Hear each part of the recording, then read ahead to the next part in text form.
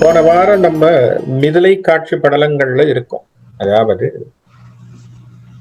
விஸ்வாமித்திரரும் லக்ஷ்மணனும் போய் அவரவர்களுடைய அறையிலே படுத்த பிறகு ராமன் தனியாக இருந்து சீதையினுடைய நினைப்பானது ராமனுடத்திலே வருகின்ற பொழுது ராமன் நினைக்கின்ற விஷயங்களும் அந்த சீதையினுடைய நினைப்பு எப்படி ராமனோடு அவருடைய சிந்தனையில் வந்து சேருகிறது அப்படிங்கிறதெல்லாம் பார்த்தோம்.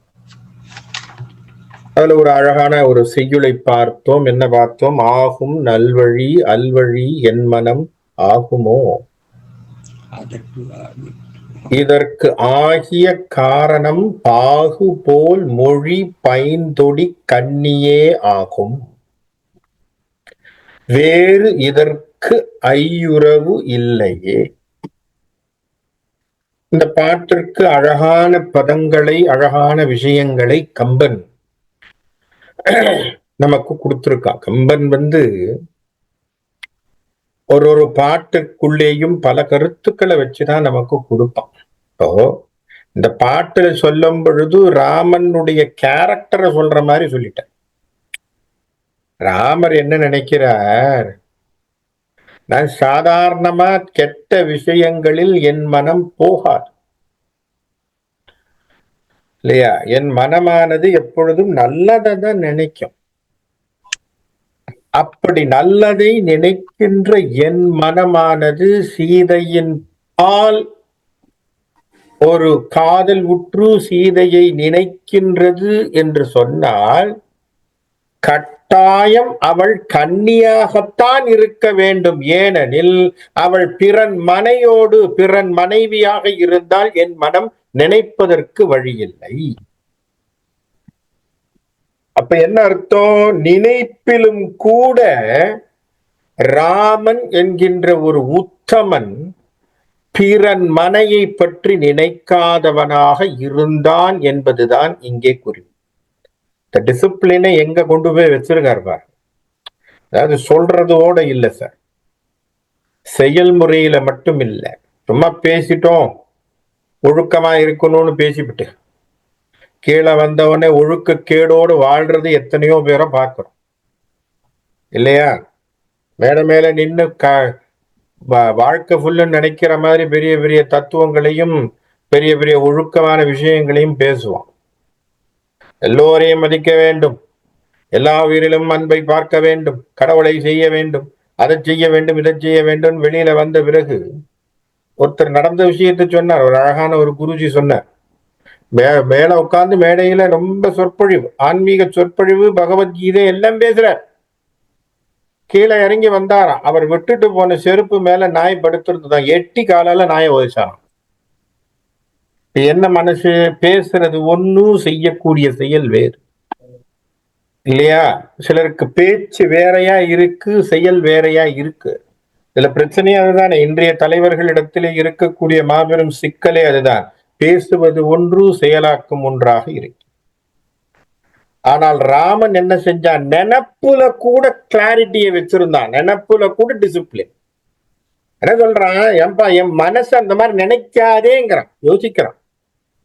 ஆகும் நல்வழி அல்வழி என் மனம் ஆகுமோ, என்னுடைய மனசு அந்த மாதிரியான மோசமான விஷயத்தை நினைக்குமா? நினைக்காது. ஏன் நினைக்குது தெரியுமா? அதற்கு ஒரு காரணம் சொல்றான்.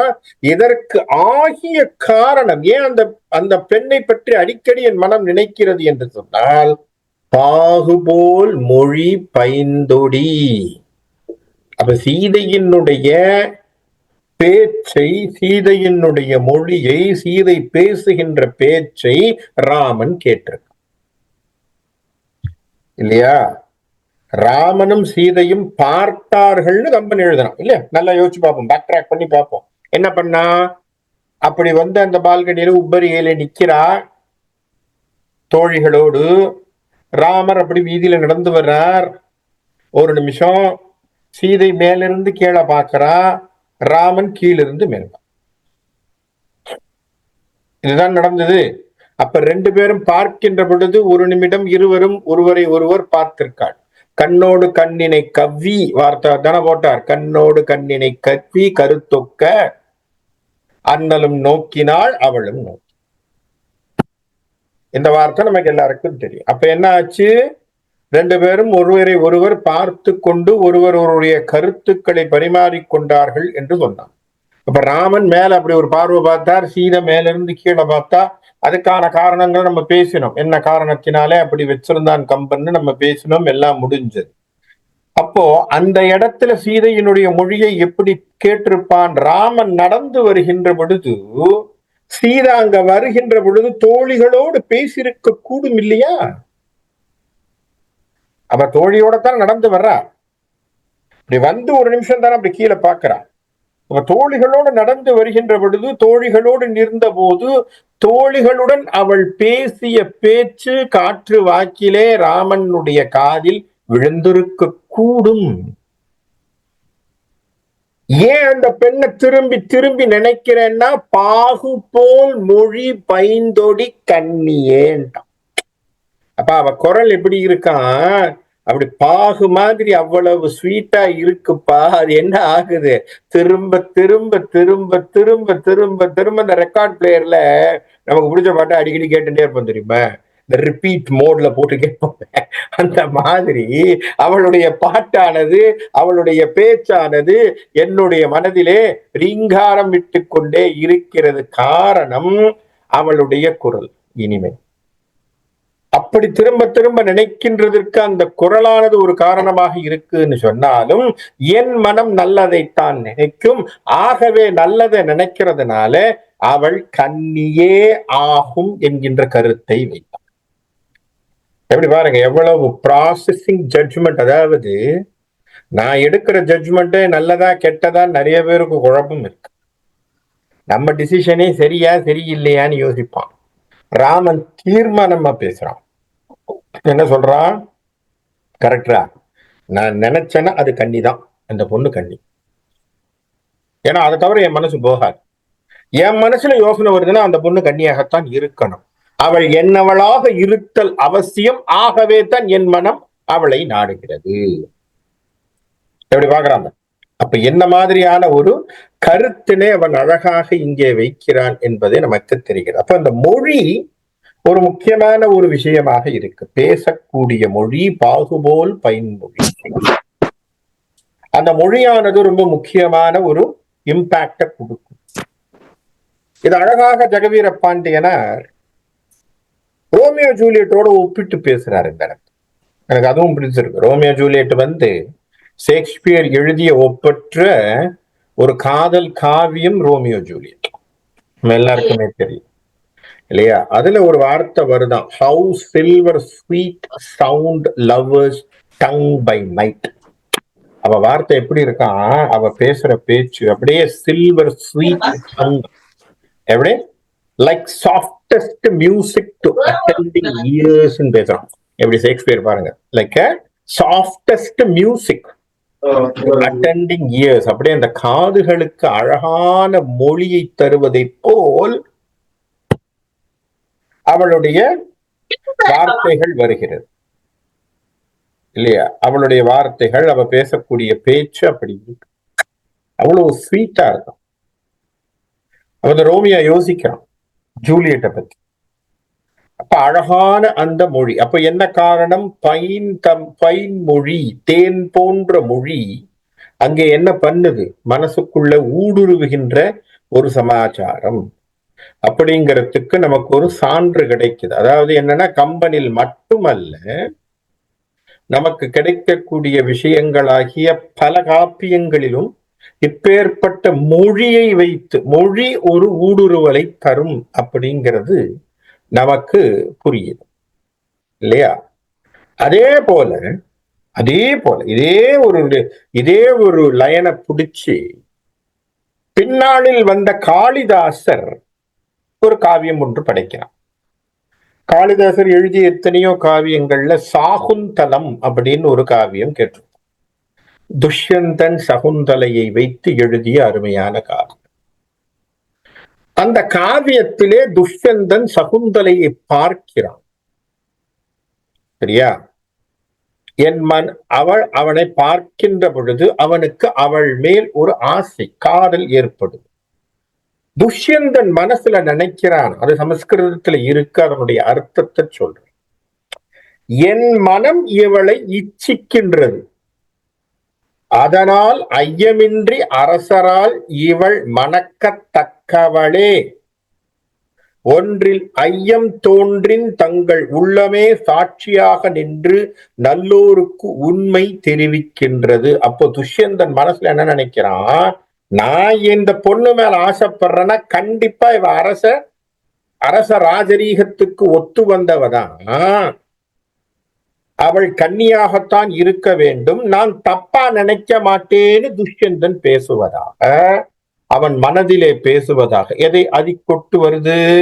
சாகுந்தலத்துல எழுதுறார், காளிதாசர் எழுதப்படும் இல்லையா? அப்போ இதுல பார்க்கின்ற பொழுது என்னன்னா, கவிஞர்கள் இந்த வார்த்தைகளினுடைய ஒரு பக்குவத்தை சொல்லுகின்ற பொழுது, காதலர்கள் சேருகின்ற பொழுது மனம் என்கின்ற ஒன்றை பற்றியான தெளிவை நமக்கு வைக்கிறார். அப்போ இது ஒரு அழகான ஒரு சமாச்சாரமாக நமக்கு தென்படும். அடுத்து இது ஆன பிறகு ராமன் என்ன பண்றது, ராமருக்கும் இப்படி முழிச்சிருந்து டைம் ஆகி போச்சு. அதனால ராமரும் தூங்கணும் இல்லையா, ராமருக்கு தூக்கம் வருது, அதனால அவரும் தூங்கி ஆகணும். அப்படி தூங்க ஆரம்பிச்ச உடனேயே விடிஞ்சே போச்சான். அந்த அளவுக்கு கொஞ்சம் யோசிச்சுதான் தூங்கியிருக்க. சீதையினுடைய நினைப்பிலே இருந்ததினாலே சீதையினுடைய நினைப்புல அப்படியே முடிஞ்சு அவர் காலை ஆகின்ற பொழுது, அதாவது விடியறதுக்கு முன்னாடி தூங்க ஆரம்பிச்சிருக்க. அவர் தூங்கின உடனே கம்பன் அதுக்கான கருத்துக்களை வைக்கிறான். அழகான ஒரு வார்த்தையை சொல்றான். இந்த இடத்துல கம்பனுடைய உவமைகளை சொல்றதா, அவன் எப்படி கொண்டு போய் சில விஷயங்களை அந்த இயற்கையில கொண்டு போய் எந்த இடத்துல சேர்த்திருக்கான்னு சொல்றதா, இல்ல பாட்டை சுவையை சொல்லுவதா, இல்ல அவன் எந்த மாதிரியான ஒப்புமைகளும் உவமை அணிகளையும் பேசுறதாங்கிறது நமக்கு வியப்பா இருக்கு. இப்படி சாதாரணமா ஒருத்தனை யோசிக்க மாட்டாங்கிறது எனக்கு ஒரு ரொம்ப திண்ணமாக தெரியக்கூடிய விஷயமா இருக்கு. ஒரு கவிஞன் கிட்ட ஒரு பேப்பரை கையில கொடுத்து எழுதுறா அப்படின்னு சொன்னா கூட யோசிக்க வழி கிடையாது. ஒரு சாதாரண காட்சி நல்லா யோசிச்சு பாருங்க. இரவு முடிய போகுது, காலை வரப்போகுது, இவ்வளவுதாங்க காட்சி. சரியா? இரவு முடிய போது, காலை வரப்போகுது. இதுக்கு எப்படி எழுதலாங்கிறத கம்பன் பாட்டின் வழியா தான் தெரிஞ்சுக்கணும். சரியா? இப்ப சாதாரணமா எழுதுறவனா இருந்தா என்ன, இரவு முடிஞ்சு போச்சு, பகல் வந்து போச்சு அப்படின்னு எழுதி வச்சிருவான். இவ்வளவுதான் இருக்கும். பாட்டு ரொம்ப சுலபமா நம்ம ஆட்டுக்கு புரிகிற மாதிரி, இரவு முடிஞ்சு போச்சு, பகல் வந்து போச்சு, அவ்வளவுதான் முடிஞ்சு போச்சு. இல்லையா? சந்திரன் போயிட்டான், சூரியன் வந்தான், ஏதோ ஒரு கதையை எழுதி பாட்டை முடிச்சிட வேண்டியதுதான் இல்லையா? அப்படித்தான் இருக்கும் இன்றி இருக்கக்கூடிய ஒரு சமாச்சாரத்தில். அழகாக எழுதுகிறான். கழிந்த கங்குள் அரசன் கதிர் குடை விழுந்தது எனவும், மேல் திசையால் சுடர் கொழுந்து சேர் நுதர் அரு சுட்டி போய் அழிந்தது எனவும் ஆழ்ந்தது திங்களே. ஒரு திங்களானது எப்படி அஸ்தமனம் ஆகிறது அப்படிங்கிறதுக்கு என்ன அப்படின்னா, கழிந்த கங்குள் அரசன் கதிர் கொடை, அதாவது இரவு அரசனுடைய வெண்கொற்ற கொடை. அது வெண்கொற்ற கொடை என்னவா, சந்திரன் தான் அவனுடைய வெண்கொற்ற கொடையான். இரவனுடைய அரசனுக்கு சந்திரன் வெண்கொற்ற கொடை. அந்த குடையானது என்ன ஆகி போச்சான், கவிழ்ந்துன்னா அப்படியே மூடிச்சான். என்னன்னா இரவு முடிய போகுது. எப்படி சொல்றான் பாருங்க, இரவினுடைய அரசனுக்கு இருக்கின்ற வெண்கொற்ற கொடை என்னது, சந்திரன். இந்த சந்திரன் தன்னுடைய கிரணங்களை சுருக்கி கொண்டு அஸ்தமனமாக போகிறான். அதனால என்ன ஆகுது அப்படின்னா, மேல் திசையால் சுடர் கொழுந்து சேர் நுதர் அரு சுட்டி போய் அழிந்தது என்னவும் ஆழ்ந்தது திங்களே. அப்போ நெற்றியிலே அந்த பெண்கள் எல்லாம் நெற்றியிலே ஒரு அழகான இளமையான சுட்டியை அணிந்திருக்கக்கூடிய அணியாக இருந்ததாம் அந்த சந்திரன். அந்த சுட்டியானது விலகி போச்சான். இப்படி அந்த இரவு அரசனுடைய வெண்கொற்ற குடை கவிழ்ந்தது. இன்னொன்னு நெத்தியிலே போட்டிருக்கக்கூடிய சுட்டியானது கலைந்தது. அப்படி சந்திரன் ஆனவன் என்ன பண்ணா மறையிறாங்கிறான். இப்ப எதோட அவன் கொண்டு போறான் அப்படின்னா, இரவுக்கு அரசன் ஆக இருக்கக்கூடிய சந்திரன், இரவின் அரசன், அவன் அப்படியே வெள்ளமா அப்படியே கரையிறான்.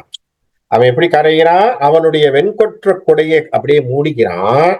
ஒரு ராஜாவுக்கு வெண்கொற்ற கொடை கீழே விழுதுன்னா அவங்களும், புரியுதுங்களா? ஒரு ராஜாவினுடைய வெண்கொற்ற கொடை கீழே விழுதுன்னா அவங்களும். அது போல இந்த இரவினுடைய அரசனுக்கு வெண்கொற்ற கொடை கீழே விழுது.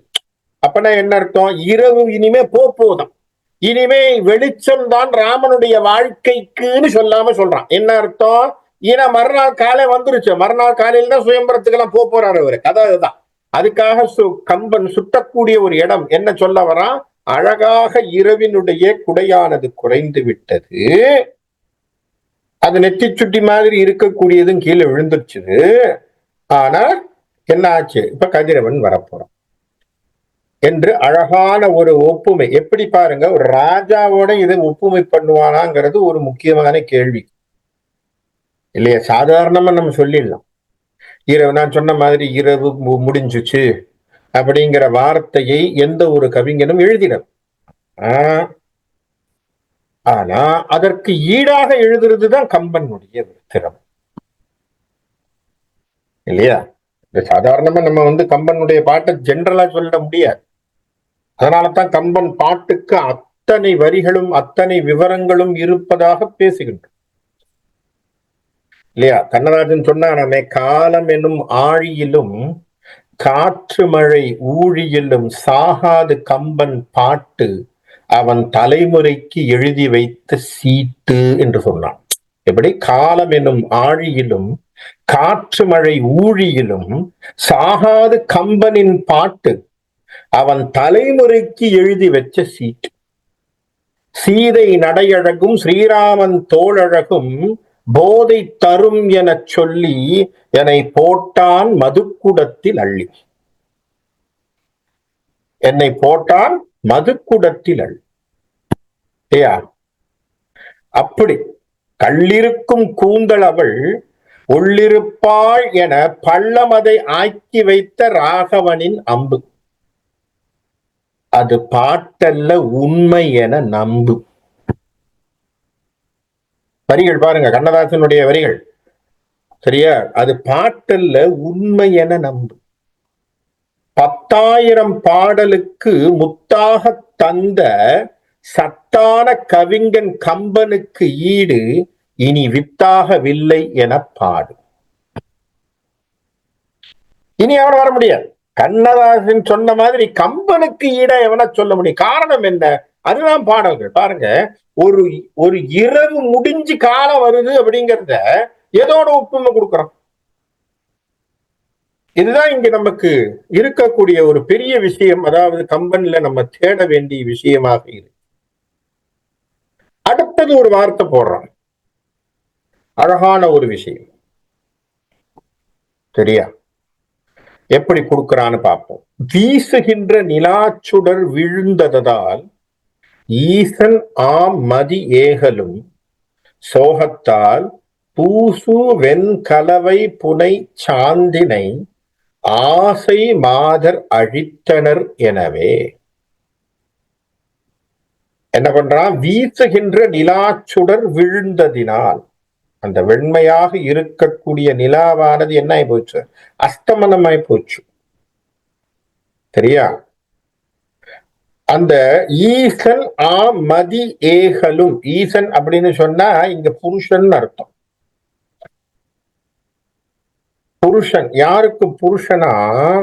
ஈசன் ஆ மதி ஏகலும், அந்த சந்திரன் புருஷனா யாருக்கு? சோகத்தால் ஆசை மாதர் அழித்தனர். ஆசை மாதர் யாரு அப்படின்னு சொன்னா அங்கே இருந்த மொத்தமாக இருந்த நட்சத்திர கூட்டங்களும், சந்திரனை சுற்றி இருக்கக்கூடிய நட்சத்திர கூட்டங்கள், அவங்க எல்லாம் ஆசை மாதர்கள். அதெல்லாம் அவங்கெல்லாம் மனைவி, இவர் கணவன். இவர் கணவன் கீழே இறங்குறாராம். ஆகவே மனைவி என்ன பண்றாங்களா? இவங்க என்ன பண்றாங்க? பூசு வெண்கலவை புனை சாந்தினை ஆசை மாதர் அழித்தனர் எனவே. அப்ப சந்திரன் மறைய மறைய அவங்க என்ன பண்ணாங்களாம், தன் உடம்பிலே இருந்த அழகான வெண்சாந்தினை அவர்கள் சுருக்கி கொண்டது போலே தன்னுடைய நட்சத்திர ஒளி கூட்டமும் தன் நட்சத்திரத்தை சுருக்கி கொண்டது, தன் ஒளியை சுருக்கி கொண்டது. அப்படியே தன்னுடைய விஷயங்களை சுருக்கி கொண்டது. என்ன காரணமா, கணவன் போயிட்டாரா, அதனால நட்சத்திரமாகிய மனைவி இருக்கக்கூடாது.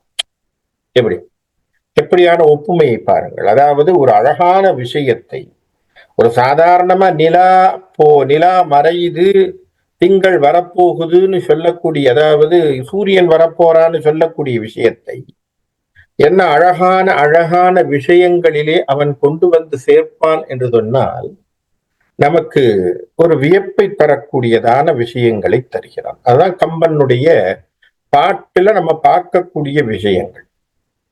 அடுத்தது ஒரு அழகான இதை விட அழகான விஷயங்களை கம்பன்ல தான் பார்க்க முடியும். இதெல்லாம் கம்பனிடத்துலதான் பார்க்கக்கூடிய கவி நயங்கள்னு சொல்றது. பாட்டு அழகான ஒரு பாட்டு. தாதையும் மலர்த்தார் அண்ணல் இவ்வண்ணம் மயல் உழந்து தளரும் ஏல்வை சிதையும் மனத்து இடருடை செங்கமலம் முகம் மலர செய்வெய்யோன் புதை இருளின் எழுகின்ற புகர்முக யானையின் உரிவை போர்வை போர்த்த உதயகிரி என்னும் கடவுள் நுதல் கிழித்து விழியே போல் உதயம் செய்தான். இப்ப சூரியன் உதிக்கின்றத சொல்ல போறான். சரியா? இதுவரைக்கும் சந்திரன் மறைஞ்சதை சொல்லிவிட்டான். இப்ப சூரியன் உதிக்கிறான். இப்ப சூரியன் உதிக்கின்ற பொழுது என்ன நடக்கும் அப்படிங்கிறத பாப்போம். சரியா? இப்ப என்ன ஆச்சு, அவர் தாதை மலர்த்தார் அண்ணல் எவ்வண்ணம் மயல் உழந்து. தாதை தார்னா பெரிய மாலைன்னு சொல்லுவோம் இல்லையா? ஒரு மாலைக்கும் தாருக்கும் ஒரு வித்தியாசம் இருக்கு. பார்த்திருக்கீங்களா? ஒரு மாலை அப்படிங்கிறதுக்கு என்ன ஒரு வித்தியாசம்? மாலைன்னா என்னவா இருக்கும், தார்னா என்னவா இருக்கும்? மாலைன்னா கட்டப்பட்டதாக இருக்கும். 2 நுனிகளும் கட்டப்பட்டு இருந்தால் அது மாலை. அதுக்கு பேர் ஹாரம்னு பேர், மாலை. தார்னா பார்த்திருக்கீங்களா? பெருசா இருக்கும், அடியில கட்டி இருக்க மாட்டாங்க. உதாரணத்துக்கு சொல்லணும்னா ஆண்டாளுடைய படத்தை பார்த்தீங்கன்னா அவ போட்டிருக்கிறது தார். ஆண்டாள் கழுத்துல போடுறது தார். என்ன கீழே கட்டியிருக்காரு, மாலையில கீழே கட்டியிருக்கும். முழுமையாக கட்டியிருந்தால் மாலை, கட்டாமல் இருந்தால் தார். இப்போ இந்த இடத்துல என்ன சொல்றான்? தாதை மலர் தார் அண்ணல் இவ்வண்ணம் மயல் உழந்து. நெருங்கிய மலர் மாலையினால் செய்யப்பட்ட தாரை அணிந்திருக்கக்கூடிய ராமன் மயல் உழந்து காதல் வருத்தத்திலே, காதல் மயக்கத்தில் உலர்ந்து தளரும் ஏல்வ. அப்போ என்ன பண்றான்? கண் உயர்ந்து தூங்குகின்றான். இப்போதான் தூங்குறான் ராமன். அப்ப என்னாச்சு? விடிய விடிய யோசிச்சிருக்காரு, சீதையை பத்தின்னு தெரிஞ்சது. இப்ப யோசிச்சு தூங்குறார். சிதையும் மனத்து இடருடை செங்கமலம் முகம் மலர. சரியா? நிலைத்து குலைகின்ற தம் நெஞ்சிலே சோகத்தை உடைய எப்படி இருக்காம்? செங்கமலம் முகம் மலர. செங்கமலம்னா என்னது? தாமரை மலர் முகம் மலர. எதை பார்த்து முகம் மலரும்? சூரியனை பார்த்து. செய்ய வெய்யோன் பாட்டு எழுதியிருக்கார். செய்ய வெய்யோன். அப்ப வெய்யோன் வந்த பிறகு, வெய்யோன்னா சூரியன், சூரியன் வந்த பிறகு என்ன ஆகுது? செங்கமலம் முகம் மலர புதையுருளில் எழுகின்ற புகர்முக யானையின் உரிவை போர்வை போர்த்து. ஒரு யானையினுடைய தோலை போர்வையாக போர்த்து தரித்திருக்கின்ற உதயகிரி அப்படிங்கிற உதயகிரி என்னும் கடவுள். அப்படிதான் பேசுறார். உதயகிரி என்னும் கடவுள் அப்படின்னா உதயமலையாகிய இமயமலைன்னு வச்சுக்கலாம், அல்லது மேருமலைன்னு வச்சுக்கலாம், அல்லது இங்கே நம்ம சொல்லும் பொழுது தமிழகத்திற்கு நம்ம வச்சுக்கிறோம் அப்படின்னு சொன்னோம்னா இந்த சைட்ல நமக்கு இருக்கக்கூடிய மேருமலைகள் அல்லது வெங்கடமலை அப்படின்னு சொல்லலாம். இப்படி நம்ம வச்சுக்கலாம். ஆனா கம்பன் சொல்லக்கூடிய ஒப்புமை இது அயோத்தியில வச்சிருந்தா மிதிலையில வச்சிருந்தோம்னா அந்த இடத்துல தான் சொல்லணும். நார்த்ல தானே பேசுறாரு. அப்ப உதயமலை என்று சொன்னால் அங்கே இருக்கக்கூடிய இமயமலைன்னு வச்சுக்கோ. அப்ப இமயமலை யாருடைய வீடு? இமயமலையில என்ன இருக்கு? கைலாசம் இருக்கு. கைலாசம் யாருடைய வீடு? ருத்ரனுடைய வீடு. அப்போ அங்கே இருக்கின்ற கடவுள் உதயகிரி என்னும் கடவுள். அப்ப ருத்ரன் அவன் என்ன பண்றான்? அவன் நுதல் கிழித்து விழியே போல் உதயம் செய்தான். அவனுடைய இப்ப ருத்ரமூர்த்தியினுடைய ஒரு பிளஸ் பாயிண்ட் என்ன? அவருக்கு 3 கண் இருக்கா? 3வது கண்ணை திறந்து அப்படி வெளிச்சத்தை அந்த அக்னியை காட்டுவது போல் தன்னுடைய கிரணங்களை அப்படி வீசுகின்ற செங்கதிரை காட்டுகிறாராம். எப்படி? சிவபெருமான் தன்னுடைய நெற்றிக் கண்ணை திறந்து அந்த கண்ணின் வழியாக கதிரவனை காட்டியது போல் கதிரவனுடைய வெளிச்சம் வர்றதுனால அங்க கருப்பாய் இருக்கக்கூடிய அந்த உதயமலையில் எல்லாம் அந்த வெளிச்சம் பரவி அந்த தாமரைகள் மீது பட்டு அந்த தாமரைகள் மலர்கின்றன. எப்பேற்பட்ட தாமரையா? சூரியனுக்கு மனைவியான் தாமரை. எப்படி? புருஷனை பார்த்தா முகமலர்ச்சியோடு பொண்டாட்டி இருப்பாங்கிற மாதிரி கதிரவனை பார்த்த தாமரை சிரிக்கிறது.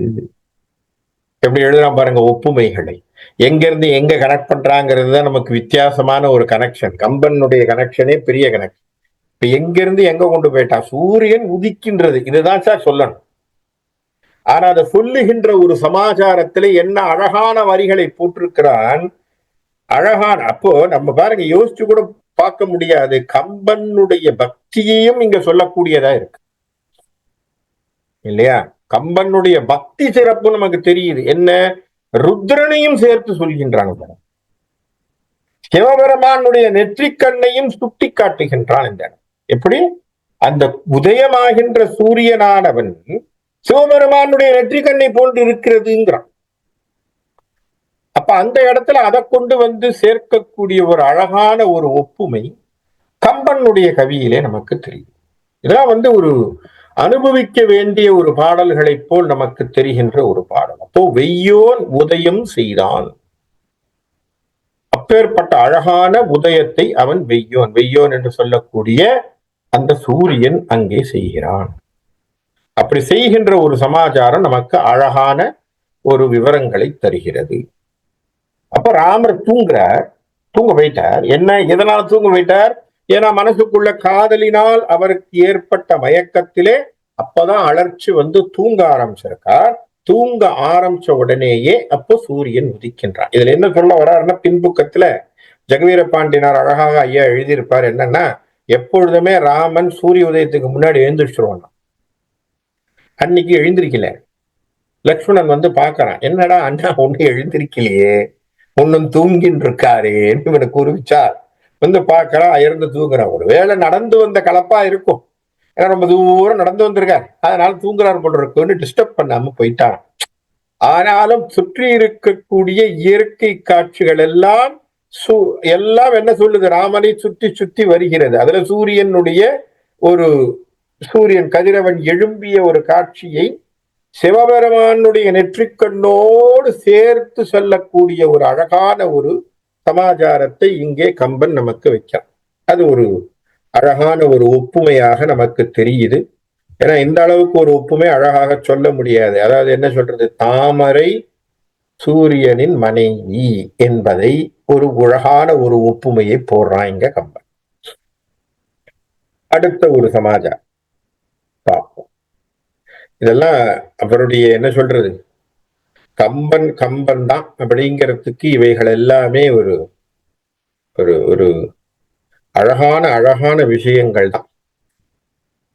அந்த மாதிரி சமாச்சாரங்கள். பண்டு வரும் குறி பகர்ந்து பாசறையின் பொருள் வயினின் பிரிந்து போன வண்டு தொடர் நறு தெரியில் உயிர் அணைய கொழுனர் வர மணி தேரோடும் கண்டு மனம் களி சிறப்ப ஒளி சிறந்து மெலிவு அகலும் கற்பினோர் போல் புண்டரீகம் முகம் மலர அகம் மலர்ந்து பொழிந்தன பொய்கை எல்லாம். இப்ப புண்டரீகம்னு சொன்னா தாமரைன்னு புரியுது. தாமரைகள் பொழிந்து கூத்து அந்த பொய்கைனா குளத்துல இருக்கு, அழகாக பொழிந்து அழகாக இருக்கிறது. அதனுடைய சமாச்சாரம், அதற்கான ஒப்புமையை ஒண்ணு கம்பன் படைக்கிறான். எப்படி இருக்கான்? இப்ப அழகான ஒரு ஒப்புமை. இந்த ஒப்புமைக்கெல்லாம் நம்ம இவரைத்தான் பார்க்கணும், வேற வழியே கிடையாது. ஏன்னா கம்பனை தவிர இந்த மாதிரியான ஒரு எண்ணங்களை, ஒரு ஒப்புமைகளை சொல்லக்கூடியவன் எவனும் இல்லை. இல்ல பாட்டினுடைய சமாச்சாரத்தை சொல்லி அப்புறமா அதுக்குரிய சான்றாக இருக்கக்கூடிய பல கவிதைகளையும் பேசும். பண்டு வரும் குறி பகர்ந்து பாசறையின் பொருள் வயினின் பிரிந்து போன. சரியா? நான் திரும்பி வரேன்னு சொல்லிட்டு தலைவன் ஆனவன் தலைவி இடத்திலே சொல்லிட்டு ஒரு முக்கியமான வேலைக்காக போயிருக்கான். சரியா? ஒரு தலைவன் தலைவி இடத்துல என்ன சொல்றான்? நான் திரும்பி வரேன், திரும்பி வந்துடுவேன் அப்படின்னு சொல்லிட்டு அவர் எதுக்காக போயிருக்காரா? பண்டு வரும் குறி பகர்ந்து, நான் பாறேன் அப்படிங்கிறது.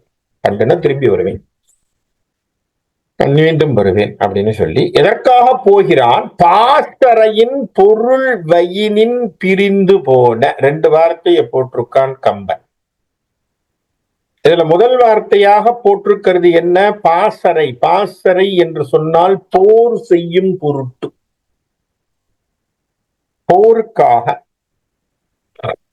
மற்றும் பொருள் தேடுவதற்காக. பொருள் வயினின், போருக்காகவும் பொருளுக்காகவும். அழகாக பேசுகிறார் ஜெகவீர பாண்டியனார். ஏன் சார் பொருளுன்னு போடாம போற முதல்ல வச்சான் அப்படின்னு கம்பன்னு சொன்னான். ஏன்னா போறவன் நாட்டுப்பற்றோட இருப்பாங்கிறதுக்காக போட்டிருக்கான். எப்படி? போறவன் கூட, தலைவன் கூட நாட்டுப்பற்றோடு இருக்கும். அந்த காதலுடைய ஒரு சமாச்சாரத்தை பேசுகின்ற ஒரு இடத்திலும் கூட நாட்டின் மீது பற்று இருப்பவனாக அவன் இருத்தல் அவசியம். அந்த தலைவன்கிறதுக்காக வரிகளை எப்படி போட்டிருக்கார்? பாசறையின் பொருள் வயினின் பிரிந்து போன. சரியா? ஏன்னா சாதாரணமா போயிருக்கூடாது சார். ஏன்னா நம்ம சாதாரண இப்படி யோசிச்சு பாருங்களேன். பொருளுக்காக போயிருக்கான், இப்ப குடும்பத்துக்காக யோசிச்சிருக்கான், அவ்வளவுதான். ஆனா பாசறையின் போருக்காக, அப்ப நாட்டுக்காக. என்ன அழகான வார்த்தைகள் பாருங்க. பேசுகின்ற பாட்டுல கூட நாட்டுப்பற்றை கொண்டு தந்தவன் கம்பன். அதனாலதான் கம்பனுடைய பாட்டுக்கு நம்ம என்ன சொல்றோம்? கம்ப சூத்திரம்னு சொல்றோம். யாராவது ஒரு வேலையை செய்ய முடியல என்ன சொல்றோம்? பெரிய கம்ப சூத்திரம் போட, பெரிய கம்ப சூத்திரம் போட. அப்படின்னா என்ன அர்த்தம்? சார் உள்ளுக்குள்ள ஏதோ வச்சிருக்காருன்னு அர்த்தம்.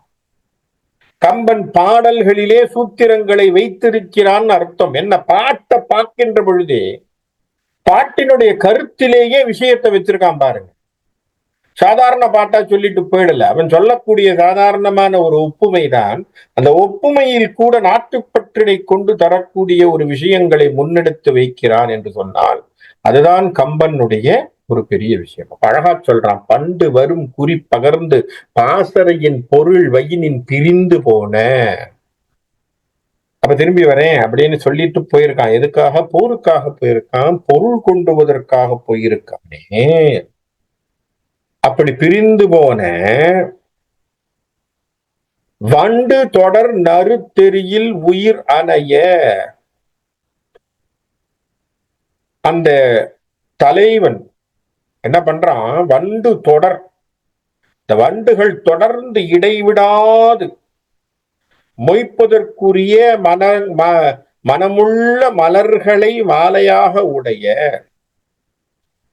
உயிர் அணைய. அந்த பெண்ணுக்கு அவன்தான் உயிர், அந்த தலைவிக்கு அவன்தான் தலைவன்.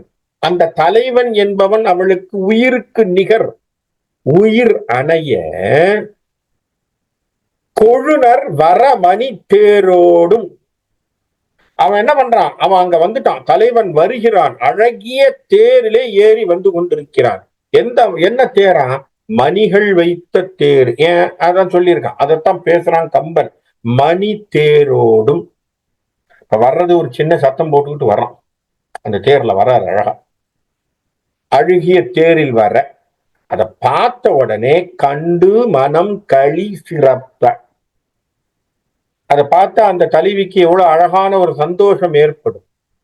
அதுபோல ஒளி சிறந்து, ஒளி ஏற்பட்டது போல் முகப்பொழிவு ஏற்பட்டு, மெலிவு அகலும் கற்பினார் போல் அப்படியே அவளுடைய தயக்கங்கள், சோர்வு எல்லாம் நீங்கி போயிடும். ஏன்? தலைவனை பார்த்துட்டா. தலைவனை பார்த்த தலைவியினுடைய முகம் எப்படி இருக்கும்? அழகாக பொலிவுற்றது போல், சோர்வு நீங்கியது போல், இல்லையா? அப்படி அழகான ஒரு சமாச்சாரத்தை அவள் ஓடி வந்து அப்படி பாக்குறா இல்லையா? என்னதான் இருந்தாலும் தலைவன் வந்துட்டான், ஓடி வர்றா, பாக்குறான். அதை எதோட ஒப்பிடுகிறான்? புண்டரீகம் முகம் மலர அகம் மலர்ந்து பொலிந்தன. எப்படி? அந்த தேர் மேல தலைவன் வந்து அந்த தலைவனை பார்த்த தலைவி எப்படி முகம் மலர்ந்து பொலிவுற்றார போல் அந்த தாமரையானது கதிரவனை பார்த்து முகம் மலர்ந்து பொலிவுற்றது அந்த பொய்கை எல்லாம் என்று கம்பன். ஒப்புமை எங்க போயிடுச்சு பாருங்க. ஒரு தலைவியோடு சேர்த்து குளத்தில் இருக்கக்கூடிய தாமரை மலரக்கூடிய விஷயத்துக்கு எங்கேயோட எங்க சேர்த்திருக்காரு பாருங்க. இதுதான் கனெக்ஷன். இதுதான் கம்பனுடைய கனெக்ஷனுக்கு நாம பார்க்கக்கூடிய விஷயம். என்ன சொல்ல வரா? போரின் நிமித்தம் போன கணவன், போரின் நிமித்தம் போன தலைவன் மீண்டும் திரும்பி வருகின்ற பொழுது எப்படி ஒரு பெண்ணுக்கு அந்த பொலிவும் அந்த முகத்திலே ஒரு பல நாள் நீங்கிய தலைவன் மீண்டும் வந்தா எவ்வளவு சந்தோஷம் இருக்குமோ, அதுபோல் கதிரவன் மீண்டும் வர அந்த தாமரைகள் முகம் மலர அந்த பொய்கை முழுக்கவும் அந்த தாமரை பொழிந்து இருந்தது என்பதை குறிப்பாக இந்த இடத்திலே கம்பன் வைக்கிறான். எதுக்காக இந்த பாட்டை இந்த இடத்துல வைக்கிறான்? பின்னாளில் இந்த விஷயம் நடக்கும் என்கின்ற குறிப்பும் நமக்கு நடக்கிறது. பின்னால ஏன் வரப்போகுது? எந்த தலைவி? சீதை. தலைவன் வருவான் என்று எதிர்பார்த்து ராகவன் வருகைக்காக காத்து கொண்டிருப்பவளாக, இல்லையா? ராகவனின் வரவுக்காக அந்த அசோகவனத்திலே உட்கார்ந்து தவமேற்றுபவளாக அந்த சீதை இருப்பாள். அப்பொழுது ராகவனை பார்க்கின்ற பொழுது சீதையினுடைய முகம் மலரும். அந்த மகிழ்ச்சி தானப்பா இந்த காப்பியத்தின் நீரோட்டம் என்பதை ஒரு சின்ன வர்ணனையில வைக்கிறான் கம்பன், இல்லையா? கம்பனுடைய சூத்திரம் அதுதான். கம்பன் எப்படி சொல்லாமல் அந்த பாட்டுக்குள்ள ஒரு கருத்தை பூட்டி கையில கொடுத்துட்டு போயிடுவான். இதுதான் இந்த அழகான விஷயங்களை கம்பன் நமக்கு காட்சிப்படுத்தி கொடுக்கக்கூடிய விஷயங்கள். சாதாரண காட்சி தான். தாமரை மலர்கிறது, சூரியன் வந்தாச்சு, தாமரை மலர்ந்தாச்சு. இதுக்கு என்னென்ன ஒப்புமைகளை அவனால் தர முடியும் பாருங்க. இந்த மாதிரியான, அதுதான் சொல்றேன், திரும்ப திரும்ப நம்ம வியப்பா பார்க்கக்கூடிய விஷயங்கள் என்னன்னா, இந்த அளவுக்கான ஒரு கற்பனை நயம் அப்படிங்கிறது ஒரு தெய்வ புலமை வாய்ந்தவனுக்கு தான் கிடைக்கும். தெய்வீகம் இருந்தால் ஒழிய சாதாரணமா வராது. அதுக்குதான் தெய்வீகம்னு சொல்றேன், இல்லையா? அது ரொம்ப முக்கியம். அதனாலதான் போர் மேல் செல்லக்கூடிய கணவன் தான். போர் மேல் செல்லக்கூடிய கணவன். அந்த பாசறை அப்படிங்கிறது போர். அதைத்தான் சொல்றேன், பாசறை. அத ஒரு காலத்துல சங்க தமிழ்ல நிறைய இடங்கள்ல பயன்பாடு வந்திருக்கு அப்படின்னு ஐயா ஜெகவீர பாண்டியனார் பேசுறார். அதுக்கு பேரே என்னன்னா பாசறை பரிவு தீர்க்கும் பங்குனி பருவம்னு பேரும். அப்படி ஒரு சொல்லாடல் வச்சு கவிதைகள் எழுதியிருக்கிறாங்க நிறைய பேர். பாசறை பரிவு தீர்க்கும் பங்குனி பருவம். பங்குனினா என்ன? அந்த சித்திரை வைகா அந்த பக்கத்துல வரக்கூடிய, அந்த பங்குனி வந்தா அப்புறம் தான் சித்திரை வரப்போ இல்லையா? அது பக்கத்துல வரக்கூடிய ஒரு மாதத்தை சொல்லக்கூடியதான ஒரு விஷயமாக சொல்லி அந்த சங்க தமிழ்ல நமக்கு இந்த பதிவு இருக்குன்னு பேசுறார் ஜெகவீர பாண்டியன். அப்ப அந்த லீடை இவர் எடுத்திருக்கார். கம்பன் அதை சுட்டிக்காட்டி அந்த விஷயங்களை இங்க பேசியிருக்கார் அப்படிங்கிறத சொல்லாமல் அழகாக பாடல்களை சொல்லியிருக்கார். இதுக்கு ஒரு ஒப்புமை, அதாவது ஒரு கம்பாரிசன், ஒரு டெக்ஸ்ட் ரெஃபரன்ஸ் ஒண்ணு கொடுத்திருக்கார், அழகாக சொல்லியிருக்கார். ஐயா ஜெகவீர பாண்டியனார் எழுதக்கூடிய ரெஃபரன்ஸை வச்சுதான் இந்த நூலையும் நான் படிக்கணும்னு ஆசைப்படுறேன். அதிகமாக அவர் சொல்லக்கூடிய அடுத்த நூல் என்னன்னா சீவக சிந்தாமணியை பத்தி நிறைய பேசும். இந்த சீவக சிந்தாமணிங்கிறது நமக்கு ஒரு 50 காப்பியத்துல ஒரு காப்பியம். வளையாபதி, குண்டலகேசி, சீவக சிந்தாமணி, மணிமேகலை, சிலப்பதிகாரம்னு சொல்ற மாதிரி சீவக சிந்தாமணி அப்படிங்கிறது ஒரு அருமையான ஒரு நூல். அதை நானும் படிக்கணும், அது படிக்கக்கூடிய ஒரு காலங்கள் வரணும்னு நினைக்கிறேன். ஆனால் ஜெகவீர பாண்டியனார் ஐயா சொல்லுகின்ற இடங்களிலே சீவக சிந்தாமணியை நிறைய இடங்கள்ல அவர் மேற்கோள் காட்டுகிறார். அப்படி பார்த்தோம்னா அந்த பாடலும் அந்த அளவுக்கு கருத்தாழம் இருந்திருக்கு போல இருக்கு. அதுல இதே ஒப்புமையோடு வரக்கூடிய பாடலை எழுதுறார். காசரு துறவின் மிக்க கடவுளர் சிந்தை போல மாசரு விசும்பின் வெய்யோன் வடதிசை அயன முன்னி ஆசர நடக்கு நாளோள் ஐங்கனை கிழவன் வைகி பாசரை பிரிவு தீர்க்கும் பங்குனி பருவம் செய்தான். அப்ப இந்த இடத்துல அந்த வார்த்தையை சொல்லப்படுகிறது. யாரு? சீவக சிந்தாமணியிலே சொல்லக்கூடிய வார்த்தை பாசரை பரிவு தீர்க்கும் பங்குனி பருவம் செய்தான்.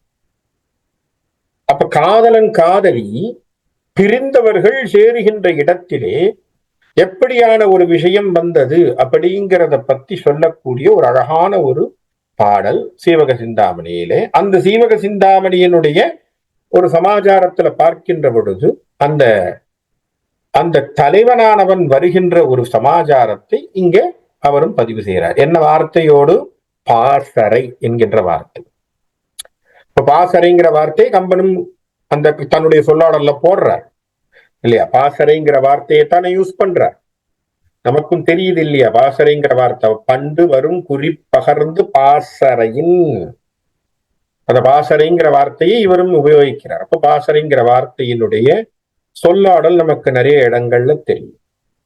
அப்படி அழகான பாடல்களை, அழகான ஒரு விஷயங்களை நமக்கு கொடுத்திருக்கக்கூடிய ஒரு பாட்டு, அந்த மாதிரியான விஷயங்கள். அடுத்தது இன்னொரு ஒரு ரெஃபரன்ஸும் கொடுத்திருக்காரு. இந்த பாட்டையும் நம்ம பார்க்கணும்னு நினைக்கிறேன். இதெல்லாம் ஒரு இப்படியான சில பாடல்களினுடைய குறிப்புகளை படிக்கின்ற பொழுதுதான் இப்படியெல்லாம் சங்கத்தமிழும் மற்ற தமிழ்ல இப்படி ஒரு நூல்கள் இருந்திருக்குங்கிறது நமக்கு தெரியுது. அதுல அகப்பொருளை பற்றி பேசி இருக்கக்கூடிய கல்லாடம் என்ற ஒரு புஸ்தகத்தை பற்றி பேசுறேன். கல்லாடம் அப்படின்னு ஒரு புஸ்தகம். இந்த கல்லாடம் அப்படிங்கிற புஸ்தகத்துல ஒரு தலைவி ஆனவள் தலைவனுடைய பிரிவை நினைத்து அவள் பாடுகின்ற பாட்டாக ஒரு பாட்டு, ஒரு அழகான பாட்டு. இது கொஞ்சம் நெடிய பாட்டாக இருந்தாலும் அந்த பாட்டை கேட்போம். இப்பேற்பட்ட செந்தமிழான பாடல்களை கேட்பதற்கும் ஒரு செவி நமக்கு தேவை, அதனால கேட்போம்.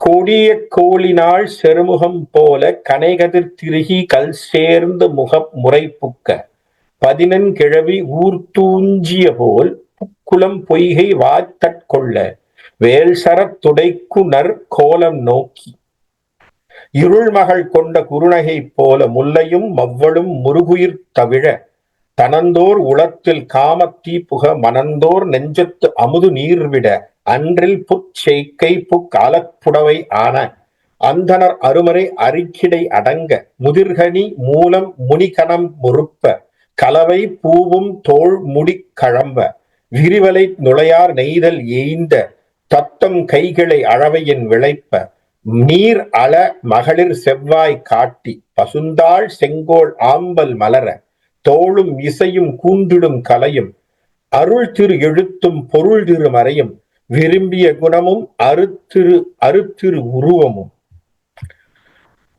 முதல் என கிழவியும் விதமுடன் நிறையே 8ம் 7ம் செற்றன 6ம் 5ம் 4ம் அணிதரு 3ம் துஞ்சில் 2ம் சொல்லற 1ம் ஆறுயிர் வாழ அருள் வர நிறுத்திய பேரருட்கூடல் பெரும்பதி நிறைந்த முற்கட்கடவுள் முதல்வனை வணங்கோர் தெக்கத்தீ பெருவினை சூழ்ந்தன போலவும் துறவால் அரணால் பெறலில் மாந்தர் வில்லா அரவின் உள்ளமும் எனவும் செங்கதிர் தீயோடு புக்கனன் மாலை என் உயிர் வளைத்த தோற்றம் போல் நற்படை வேந்தன் பாசறையோர்க்கு உளையோ மனத்தின் ஓதுகவே என்று பாட்டு.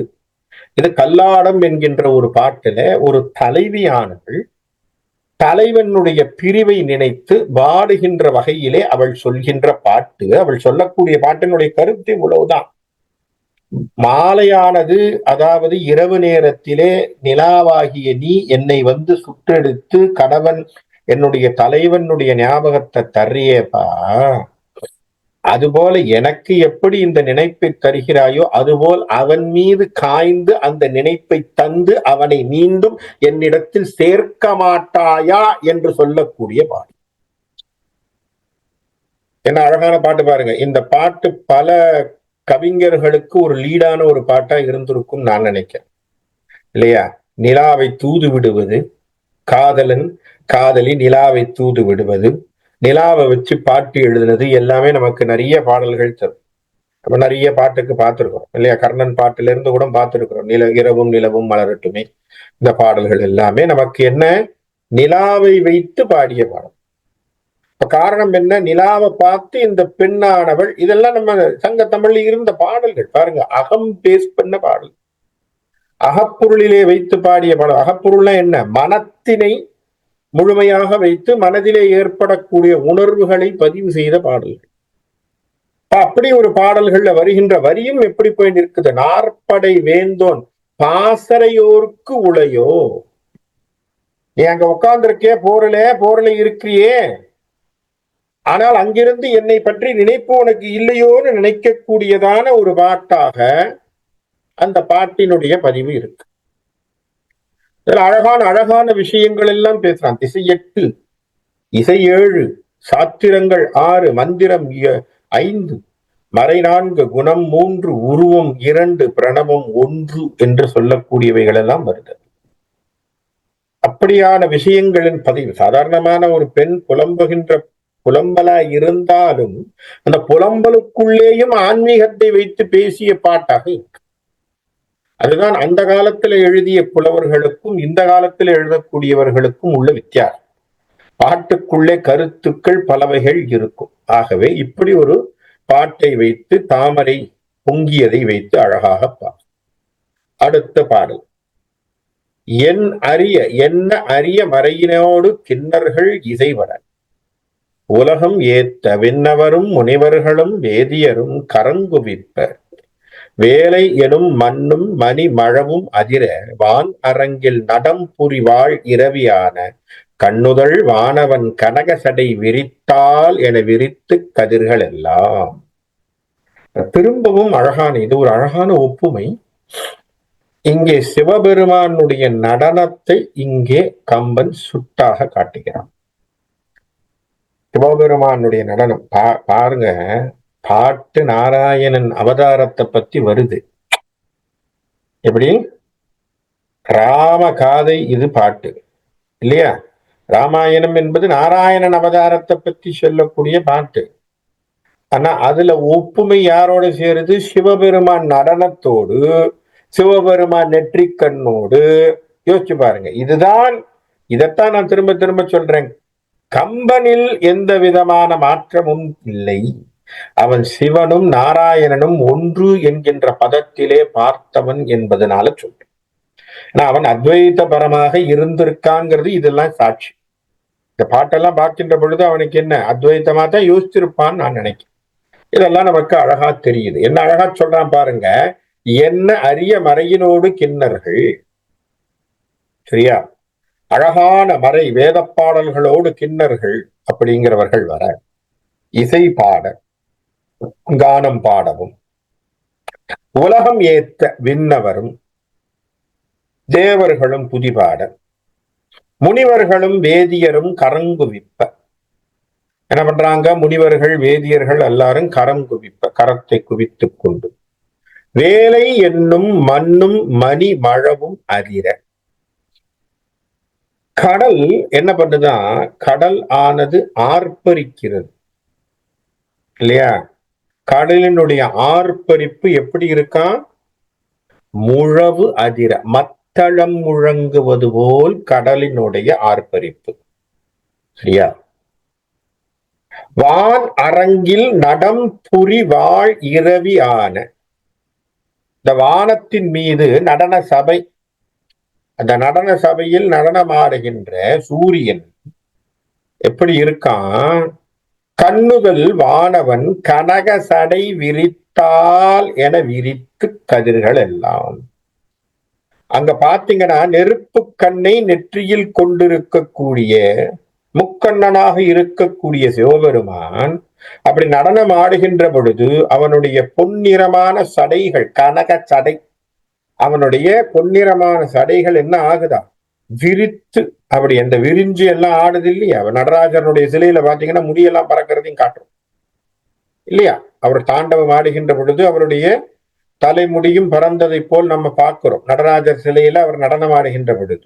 அப்ப விரிந்திருக்கக்கூடிய அவருடைய சடையும் கூட எப்படி இருக்கு? அதையெல்லாம் எதோடு ஒப்புமை செய்கின்றான் கம்பன்?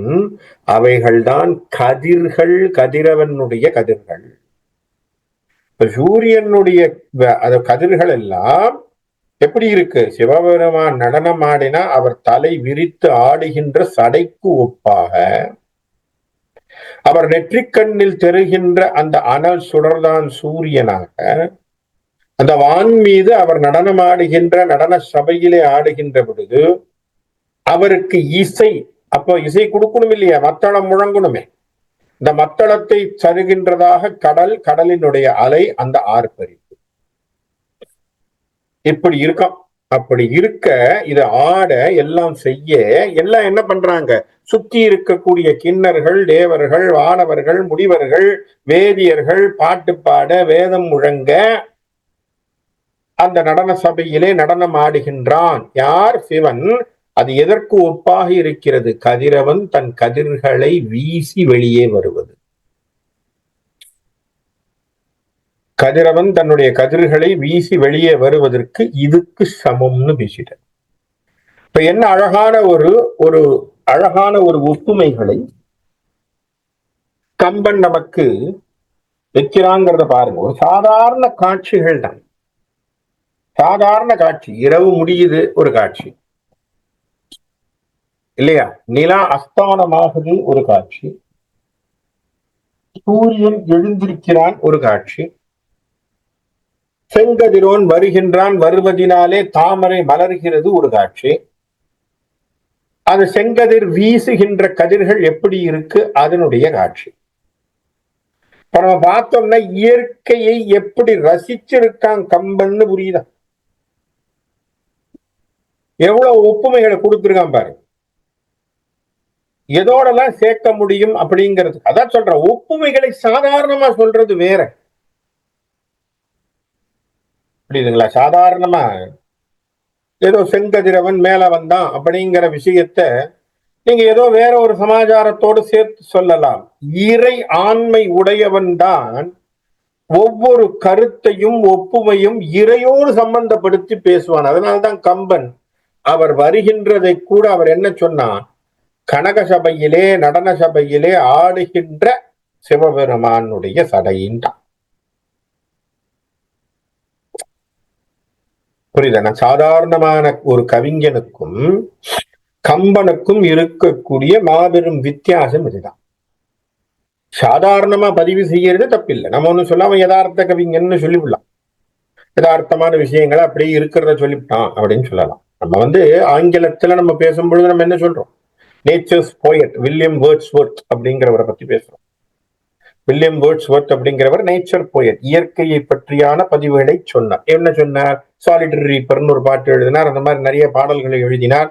எங்கேயோ சொனட் அப்படிங்கிற ஒரு பாடல்களையும் சொன்னார். என்ன காரணம்? எங்கேயோ கேட்ட குரல்கள், கிராமத்திலே அவர் வயலில நடந்த விஷயங்கள், வயலில காதல கேட்ட பாடல்கள், அது தன்னுடைய மென்மையான நினைவுகளை கொண்டு வந்தது. நீங்க அந்த பாட்டெல்லாம் பார்த்தீங்கன்னா ஒப்புமைகள் இந்த அளவுக்கு இருக்குமாங்கிறது ஒரு கேள்விக்குறி. சாதாரணமான பதிவுகளாக இருக்கும். நான் சொல்ற புரியுது?